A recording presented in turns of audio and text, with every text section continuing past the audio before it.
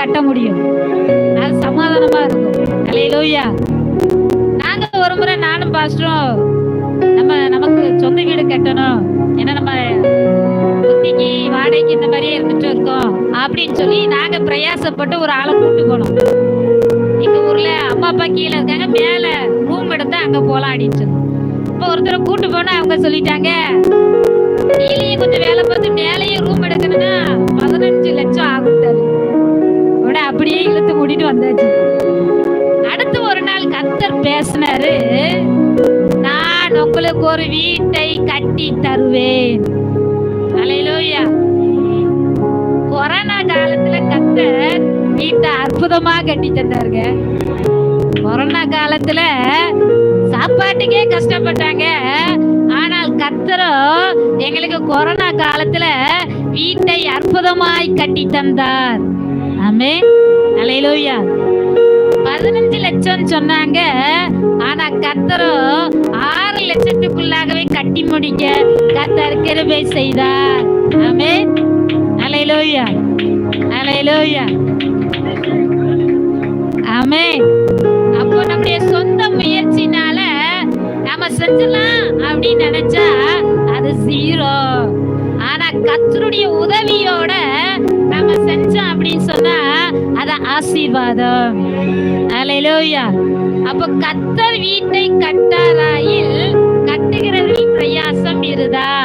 எல்லா விதத்திலும் கர்த்தருடைய துணை இருக்கணும், கர்த்தருடைய ஆசீர்வாதம் இருந்தா அது நமக்கு சமாதானமா இருக்கும். அல்லேலூயா. நாங்க வீட்டை கட்டுறோம் சொல்லி ஒருத்தன் பொறாமப்பட்டு போட்டி போட்டு நானும் வீடு கட்டுவேன் அப்படின்னு சொல்லி எங்களுக்கு போட்டியா வீடை கட்டுனா அவன் கடனோட இருக்கான், அவனுக்கு நிம்மதி இல்ல. ஆனா நாங்க இப்போ ஹாயா இருக்கோம், எங்களுக்கு ஒரு கடனுமே கிடையாது. அல்லேலூயா. போட்டிக்கு வீட்டை கட்டுனாங்க, ஆனா இன்னைக்கு அவங்களுக்கு சமாதானம் இல்ல, சந்தோஷம் இல்ல, நிம்மதி இல்ல, அந்த கடனை அடைக்க முடியாம திகைச்சிட்டு இருக்கிறாங்க. ஆனால் கர்த்தர் எங்களுக்கு கட்டி தந்ததுனால நாங்க இப்போ ஹாயா இருக்கோம், சந்தோஷமா இருக்கோம், சமாதானமா இருக்கோம், எந்த ஒரையுமே இல்ல. ஆமென். அல்லேலூயா. அப்ப பாருங்க, கர்த்தர் நம்மை ஆசீர்வதிக்க வேண்டும் என்று சொன்னால் கர்த்தருடைய உதவி எப்பொழுதும் நமக்கு இருக்க வேண்டும். ஆமென். அல்லேலூயா. இன்னொன்னு, குடும்பத்தை எடுத்துக்கிடலாம். குடும்பத்தை கட்டணும்னாலும் கர்த்தர் நம்ம கூட என்ன செய்யணும்? இருக்கணும். கர்த்தர் நம்ம கூட இருந்தாதான் நம்முடைய குடும்பம் கட்டி எழுப்பப்படும். அல்லேலூயா. அல்லேலூயா. அல்லேலூயா. பிள்ளைகளுக்கு திருமணம் முடிக்கிறோம் சொன்னா கர்த்தருடைய உதவியோட கர்த்தர் எந்த பொண்ணை தாராரு, எந்த பையனை தாராரோ அவங்கள முடிக்கும் பொழுது அது ஆசீர்வாதமாக இருக்கும். ஆமென். அல்லேலூயா. ஆனா இன்னைக்கு அநேக வாலிப பிள்ளைங்க என்ன பண்ணிடுறாங்க, அவங்க இஷ்டத்துக்கு பிள்ளைகளை தேர்வு செய்து விடுகிறார்கள். அவங்களுக்கு பிடிச்ச மாதிரி என்ன செஞ்சிருந்தாங்க, பொண்ணையும் பையனையும் செலக்ஷன் பண்ணிடுறாங்க.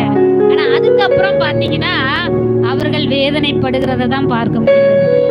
100க்கு 1 தாங்க கொஞ்சம் நல்லா இருக்க மாதிரி இருக்கு, மற்றது ஃபுல்லா லவ் மேரேஜ் ஃபுல்லா ரொம்ப வேதனையில தான் இருக்காங்க.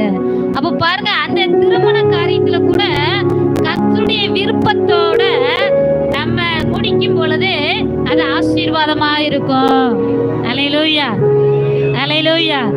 அப்போ நீங்க பிள்ளைங்களை வச்சிருக்காங்க, உங்க பெற்றோர் நம்ம என்ன செய்யணும், பிள்ளைங்களுக்காக ஜெபிக்கணும். ஆண்டவரே, என் பொண்ணுக்கு நல்ல ஒரு பையனை கொண்டு வாங்க, என் மகனுக்கு நல்ல ஒரு பொண்ணை கொண்டு வாங்க, உமக்கு ஏற்ற உம்முடைய பிள்ளையா இருக்கணும் அப்படின்னு சொல்லி நம்ம ஜெபிக்கும் போது கர்த்தர் நல்ல துணையை தருவாரு. வாலிப பிள்ளைங்க நீங்க என்ன செய்யணும், படிக்கும் போது ஆண்டவரே எனக்கு உமக்கு பிரியமான நல்ல ஒரு பொண்ணை தாங்க ஆண்டவரே, உமக்கு பிரியமான நல்ல ஒரு பையனை தாங்க ஆண்டவரே சொல்லி நீங்க இப்பொழுதே அந்த எதிர்காலத்துக்காக ஜெபிக்கும் பொழுது கர்த்தர் உங்களுக்காக நல்ல ஒரு பையனையோ நல்ல ஒரு பொண்ணையும் கர்த்தர் என்ன செய்வாரு, கொண்டு வருவார். அல்லேலூயா. அல்லேலூயா. ஆமென்.